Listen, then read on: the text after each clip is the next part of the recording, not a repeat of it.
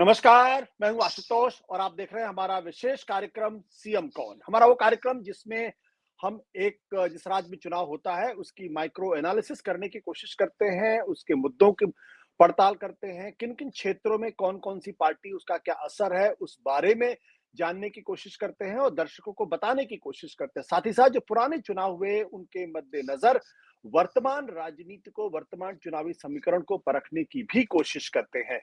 तो ये काम हम करते हैं कार्तिकेय बत्रा के साथ, जो सी वोटर के विजिटिंग फेलो हैं। डॉक्टर कार्तिकेय बत्रा इस वक्त भी हमारे साथ मौजूद हैं। आज हम दरअसल बातचीत करेंगे झारखंड को लेकर, जहां पहले दौर के लिए वोट पड़ चुके हैं और दूसरे दौर की प्रतीक्षा सबको है।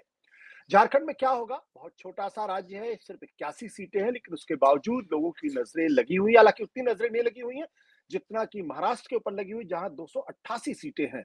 लेकिन उसके बावजूद भी झारखंड महत्वपूर्ण राज्य है और उस पर भी चर्चा होनी ही चाहिए। इस तौर पे भी क्योंकि जिस तरीके से भारतीय जनता पार्टी झारखंड में बांग्लादेशी घुसपैठियों के मुद्दे को खड़ा करने की कोशिश कर रही है, साथ ही साथ पोलराइजेशन की कोशिश कर रही है, वैसे में क्या ये काम करेगा, नहीं काम करेगा, जानना दिलचस्प होगा। लिहाजा Kartik, floor is all yours. हमारे दर्शकों को ग्राफिक्स के जरिए बताने की कोशिश करें क्या कुछ हो रहा है, कैसे-कैसे हो रहा है और आप तो इस वक्त बड़ी प्रिविलेज पोजीशन में है क्योंकि आप झारखंड का दौरा करके आए हैं और अभी भी आप इस वक्त झारखंड के बोकारो में मौजूद हैं। बताएं।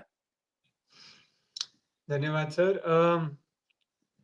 देखिए सर, झारखंड दिल के भी बहुत करीब है। मेरा नैनीहाल है। टोटल 81 सीटें हैं। छोटा राज्य है आपने कहा सीटों में, लेकिन हम्म, क्षेत्रफल में बहुत बड़ा है। मतलब आप मान के चलिए हरियाणा की 90 सीटें हैं और क्षेत्रफल में झारखंड उससे बहुत बड़ा है।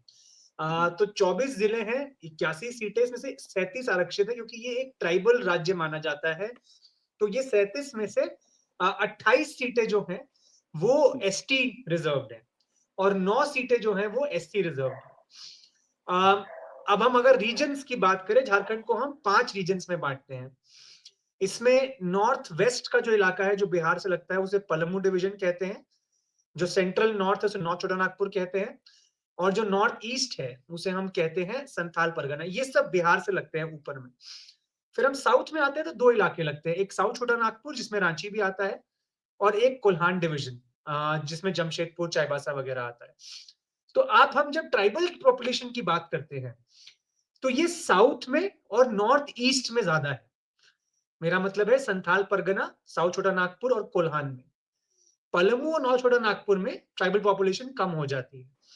तो आप कार्तिक, जब इस मैप पे ना कलर, अगर आप कलर से बता सके तो हम जी, दर्शक और बेहतर तरीके से ये जो ये जो पीला रंग है और जो गेरुआ रंग है सर, ये साउथ झारखंड है। जो पीला रंग है वो कोल्हान है, जो गेरुआ रंग है वो साउथ छोटा नागपुर है, इसी में रांची आता है। इन दोनों संभागों में काफ़ी ट्राइबल पॉपुलेशन है। जो नॉर्थ ईस्ट का हल्का नीला रंग है, वो संथाल परगना है, उसमें भी काफ़ी ट्राइबल पॉपुलेशन है और सोरेन परिवार वहीं से आता है। जो बैंगनी रंग है, वो नॉर्थ छोटा नागपुर है और जो हरा रंग है, वो पलामू है। यहाँ पे ज़्यादा ट्राइबल पॉपुलेशन नहीं है। तो आप जब रिजल्ट्स भी देखेंगे, तो ये कहीं न कहीं रिजल्ट्स भी वैसे ही बँटते हैं बीजेपी लेड अलायंस और जेएमएम लेड अलायंस में। अगर हम सीटों की बात करें, जो रिजर्व्ड सीटें हैं, वो मैक्सिमम एसटी सीटें वो संथाल में और कोल्हान और छोटा नागपुर में। और जो एससी सीटें हैं वो स्कैटर्ड है बट मोस्टली वो नॉर्थ में। अब हम झारखंड की अगर डेमोग्राफिक्स की बात करें, जी। जैसे कि आपको मैंने कहा कि एसटी स्टेट है, तो 26% एसटी पॉपुलेशन है यहाँ, हम्म, 12% एससी पॉपुलेशन है, तकरीबन 13% मुस्लिम पॉपुलेशन है, 2% नहीं, 14% मुस्लिम पॉपुलेशन है, माफ कीजिएगा, 14 से साढ़े हम्म, 14, 4-4.25% क्रिश्चियन पॉपुलेशन है। अगर हम इसको जाति वाइज देखें, तो सवर्ण 5 से 10% रहते हैं, कुर्मी जिनको महत्तो कहते हैं, वो 10% के ऊपर हैं। कुछ लोग 10 कहते हैं, कुछ 15 कहते हैं। हम इसको 10 के आसपास लटका के चलेंगे, जो मेरे पास हम्म, एस्टिमेट्स है लोकल सोर्सेज से। यादव पॉपुलेशन 6% है। अभी एक सरना लिखा है। ये सरना वो ट्राइबल्स है सर, जो नेचर वर्शिप करते हैं। हम्म, ट्राइबल्स में भी नेचर वर्शिपर्स है सरना, और कुछ कन्वर्ट टू क्रिश्चियनिटी है, क्रिश्चियंस है। तो इसलिए यहाँ पर एक अदर रिलीजन आता है सेंसस में, उसमें मोस्टली सरना का मेंशन है। तो झारखंड का ये जो डेमोग्राफिक है, उसमें एक और चीज मैं आपको बताऊं कि जो 35% पॉपुलेशन आज की तारीख में झारखंड की 18 से 32 है। तो यूथ हम्म, 35% अगर आप 18 से 32 को माने वोटिंग पॉपुलेशन। और जो एसटी पॉपुलेशन है सर, वो भी मोनोलिथ नहीं है, उसके अंदर भी सब डिविजन है। जैसे एक ओरांव है, संथाल है, मुंडा है, हो है, और ये अलग-अलग इलाकों में पाए जाते हैं। तो एसटी भी एक मोनोलिथ नहीं है, हालांकि वो मोस्टली जेएमएम की तरफ उसका रुझान रहता है। बिल्कुल।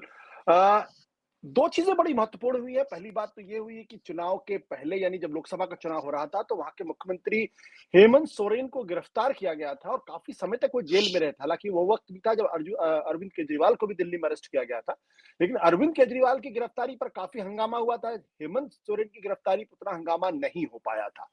तो एक सवाल तो ये खड़ा होता है, हेमंत सोरेन मुख्यमंत्री थे, गिरफ्तार हुए थे, उनकी जगह चंपई सोरेन मुख्यमंत्री बने थे। आज की तारीख में हेमंत सोरेन बेल पर यानी जमानत पे बाहर है, दोबारा मुख्यमंत्री, और चंपई सोरेन कहीं ना कहीं उनको तकलीफ हुई है, क्योंकि उनको जिस तरीके से हटाया गया उसको लेकर अब वो भारतीय जनता पार्टी के साथ है। तो कार्तिकेय, इस पर आने के पहले मैं चाहूंगा कि हमारे दर्शकों को जो 2019 का जो विधानसभा का चुनाव हुआ, उसके पहले जो 14 का विधानसभा का चुनाव और जो लोकसभा के चुनाव हुए, उसमें क्या समीकरण और इक्वेशंस थे और कितने परसेंट कितनी पार्टी के पास वोट शेयर था, क्योंकि उससे एक अंदाजा लगेगा कौन सी पार्टी किस इलाके में और कैसी कितनी मजबूत है और कितनी कमजोर है। देखिए सर, 14-19 दो बिल्कुल अलग चुनाव थे, अलायंसेस के आधार पे मैं बता रहा हूं, और 24 बिल्कुल अलग है, तो तीन बहुत डिफरेंट इलेक्शंस हैं। 14 में कांग्रेस और जेएमएम का अलायंस नहीं था, लेकिन बीजेपी और आजसू का अलायंस था। 19 में कांग्रेस जेएमएम का अलायंस था, लेकिन बीजेपी आजसू का अलायंस नहीं था। 24 में कांग्रेस जेएमएम का भी अलायंस है और बीजेपी आजसू का भी अलायंस है। तो ये ट्रूली एक बाइपोलर कॉन्टेस्ट हो सकता था, लेकिन वो कहीं ना कहीं ट्राइपोलर हो रहा है, मैं बताऊंगा उसके बारे में आगे। बट इस बार, मतलब पिछले तीन ये इलेक्शन मिला ले तो तीन इलेक्शन में तीन अलग अलग फॉर्मेशन हैं, कॉन्फ़िगरेशन है। अगर हम 14 की बात करें, क्योंकि कांग्रेस जेएमएम अलग अलग लड़े थे, बहुत वोट का बंटवारा हुआ था, और बीजेपी और आजसू ने एक अच्छा चुनाव लड़कर उस समय अपनी सरकार बना ली थी। जेवीएम भी उस समय सीन में थी। जेवीएम बाबूलाल मरांडी जी की पार्टी है, जो अब भाजपा में जा चुके हैं। अगर आप कांग्रेस और जेएमएम का वोट शेयर जोड़े, जो कॉम्प्लीमेंट्री रहता है, तो ये तकरीबन 30-31% बैठता है।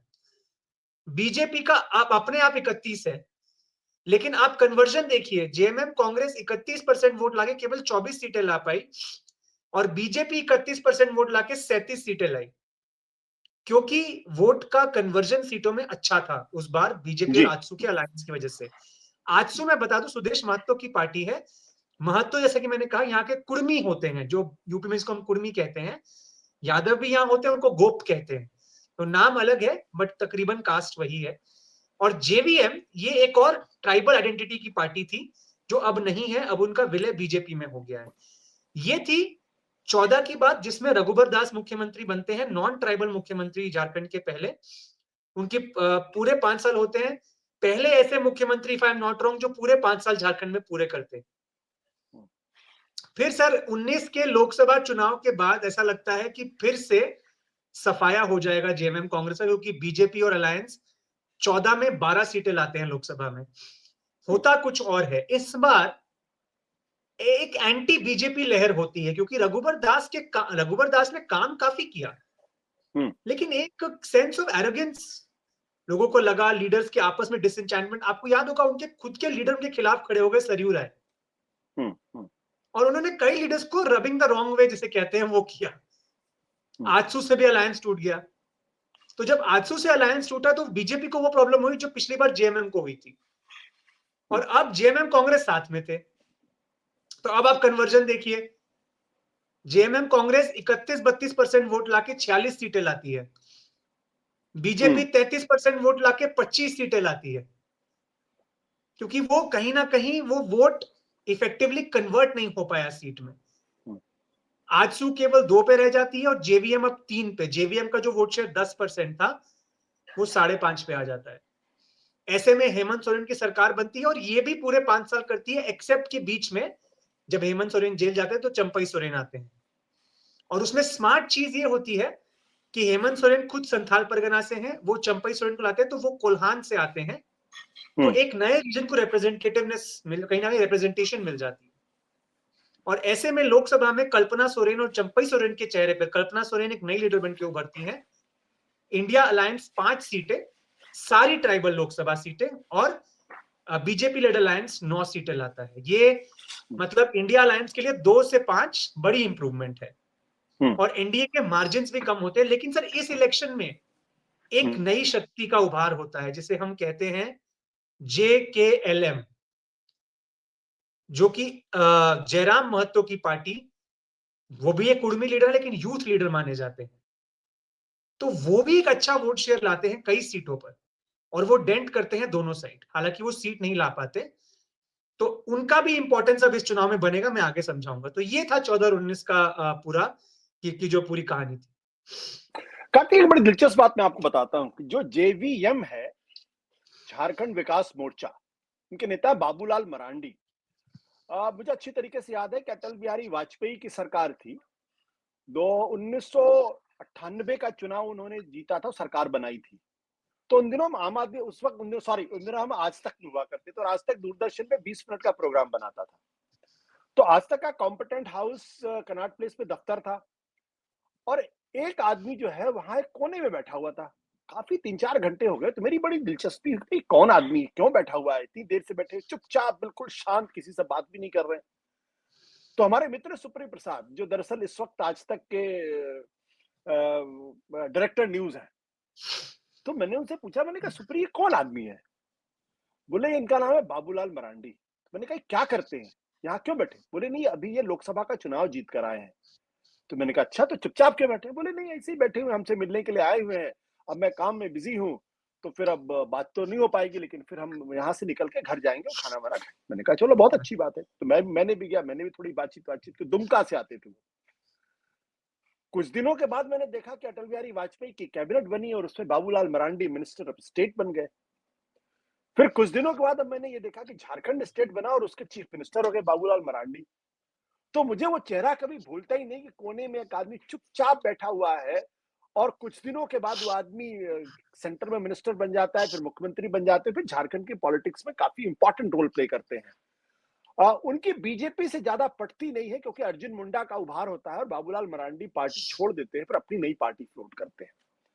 अब बीजेपी को लग रहा है कि बाबूलाल मरांडी उनके अच्छा कार्ड हो सकते हैं, क्योंकि वो आदिवासी बेल्ट से आते हैं, तो दोबारा उनकी एंट्री हो जाती है। अब ये दिलचस्प होगा, क्योंकि अब ये माना जा रहा है बाबूलाल मरांडी ही मुख्यमंत्री बनेंगे। तो इसलिए अगर आप देखें तो अब बीजेपी आदिवासी कार्ड खेलने की कोशिश कर रही है। जो 2000 जब रघुवर दास को बनाया गया था, तब वो आदिवासी कार्ड नहीं, तब एंटी आदिवासी कार्ड खेल के उन्होंने रघुवर दास को जोड़ने की कोशिश की थी और बनाया था। अब प्रश्न ये खड़ा होता है कि मुद्दे कौन कौन से इस चुनाव में महत्वपूर्ण होने वाले और क्या मुद्दे होंगे और कैसे किस आधार पर चुनाव चल रहा है? सर मैं पहले बता दूं कि बीजेपी के पास इस समय 4 एक्स चीफ मिनिस्टर हैं। हाँ, 4 एक्स चीफ मिनिस्टर की पार्टी है। अर्जुन मुंडा, चंपई सोरेन, बाबूलाल मरांडी और मैं एक नाम क्यों भूल रहा हूँ, रघुबर दास। हाँ, ये फॉर्मर चीफ मिनिस्टर, आप मधु कोड़ा को भी ऐड कर लीजिए तो 5 हो गए। 5 हो गए। हाँ, क्योंकि उनकी पत्नी भी चुनाव लड़ रही हैं। आपको क्यों लगता है कि हिमंता बिस्वा शर्मा ये चुनाव मैनेज कर रहे हैं बीजेपी के लिए? क्योंकि अगर ये सब लोग लड़ते एक दूसरे को काटते हैं, तो बीजेपी की प्रॉब्लम है झारखंड में कि लोकल फेस पे इलेक्शन नहीं लड़ा जा रहा। अगर आप आज बीजेपी के किसी वोटर से पूछेंगे आप झारखंड में क्यों वोट दे रहे हैं बीजेपी को, वो आपको बताएंगे सिंबल या मोदी। उनके पास लोकल लीडर कोई नाम, लोग कहते हैं हम कमल साहब है या मोदी जी के साथ है। और ट्राइबल बेल्ट, खासकर जो सदर्न एरिया में जहां मैं अभी, मैं आपको ये बता दूं सर, मेरा ट्रिप तकरीबन खत्म हो चुका है। मैं 25 सीटें कवर कर चुका हूं इस ट्रिप पर। 5 में से 4 रीजन मैंने कवर कर लिए हैं। कल मैं संथाल की तरफ जाऊंगा, फिर परसों मैं वापस आ जाऊंगा। तो जो मैंने साउथ झारखंड का ट्राइबल रीजन कवर किया, वहां बीजेपी के किसी ट्राइबल नेता को कोई रिकॉल नहीं है, कोई बड़ा फेस। लेकिन हेमंत सोरेन का रिकॉल है। चंपई सोरेन को लेकर कई लोग बहुत कुछ कह रहे हैं कि वो कोल्हान में, सर वो अपनी सीट पर फंस गए सरायकेला।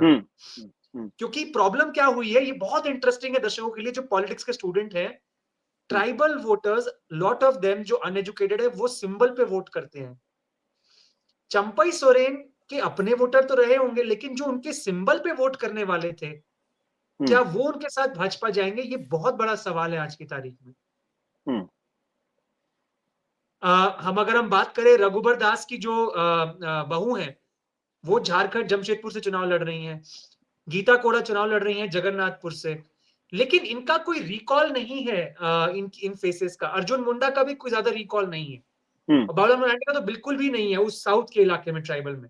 ये मैं अपने एक्सपीरियंस से बता रहा हूँ, आपके दर्शकों को कुछ और लगे कि मैं गलत बोल रहा हूँ तो हो सकता है मैं गलत हूँ, बट जितना मैं सर सबसे इंटीरियर एरियाज में जाने की कोशिश की मैंने, गांव में, शहरी इलाकों में, और कहीं मुझे ये मैं जो भी बता रहा हूँ वो फाइंडिंग्स मेरे उस इंटरेक्शन के आधार, महिलाओं से बात की, पुरुषों से बात की, यूथ से बात की।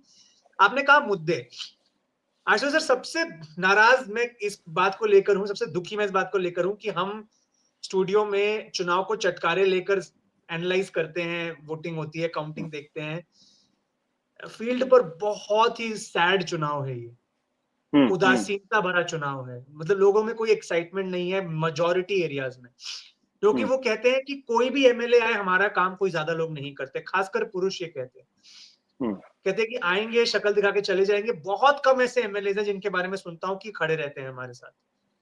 सरप्राइजिंगली उनमें से कुछ कांग्रेस के हैं, ऑफ कोर्स कुछ बीजेपी के हैं, कुछ जेएमएम के हैं, लेकिन सर बहुत उदासीन चुनाव है रोजगार को लेकर। और रोजगार जब यहाँ पे लोग कहते हैं ना सर, वो सरकारी रोजगार है, पेपर लीक को लेकर, प्राइसेस को लेकर, विकास नहीं है, शिक्षा के बारे में इतना लोग बोलते हैं, पानी का मुद्दा है संथाल परगना में, नौ छोटा नागपुर प्लेटो में, कई जगह पे जो खनन हो रहा है वो मुद्दा है, भ्रष्टाचार एक मुद्दा है, लेकिन सर मोस्टली जो मैं लोगों से बात कर रहा हूँ सिंबल वोटिंग है यहाँ पे। सिंबल वोटिंग मतलब जो परंपरागत देता आया है जेएमएम को वो देगा, और जो परंपरागत बीजेपी को देता है वो देगा। जो कुछ एजुकेटेड यंग लोग हैं जो थोड़े अवेयर हैं वो थोड़ा सोचते हैं कैंडिडेट और मुद्दों को लेकर, बट उनकी संख्या ज्यादा नहीं। तो ये मुझे बहुत दुख हुआ इस चीज को देखकर कि हम कहते हैं हम बहुत बड़े, हम सबसे बड़े लोकतंत्र हैं, लेकिन लोकतंत्र में इलेक्शन करवाना और इलेक्शन में लोगों को उत्साहित करना दो अलग चीजें हैं। लोग वोट फिर भी करने आएंगे, आप कल का टर्नआउट देखिए, ट्राइबल सीट में बहुत अच्छा टर्नआउट है, लेकिन जब मैं उनसे मिला उन्होंने कहा भैया हमारा तो तय रहता है तीर धनुष, कारण कुछ नहीं, हम बस देते आ रहे। बिल्कुल। ऐसे ही आप सर शहरी इलाके में जाएंगे, कट्टर एकदम, मतलब मैं शहरी इलाके में जाना बंद कर दिया because I know what to expect. भैया हमारा तो कमल छाप है, आपका एमएलए कुछ करता है नहीं, सड़क बनवाई नहीं, तो कमल छाप, बस कमल छाप है। क्योंकि एसटी जाएगा जेएमएम में तो नॉन एसटी को जाना है कमल छाप में, ये आइडेंटिटी पे आ गया है चुनाव। तो हेमंत सोरेन की जो गिरफ्तारी है कोई मुद्दा है? नहीं सर, उल्टा ये लोग कहते हैं कि अगर कुछ गलत किया था तो बाहर कैसे आ गए। मैं आपको ये बताऊं कि उस समय जब हम चर्चा करते थे हेमंत सोरेन जो गिरफ्तार हुए थे, एक्चुअली तब उनका ग्राफ डाउन जा रहा था। उनके अरेस्ट के बाद जिस मैच्योरिटी से उन्होंने पूरा हैंडल किया, उनकी वाइफ आई, चंपई आए, हालांकि हीरो चले भी गए, लोग अब इनको ठीक ही देख रहे हैं।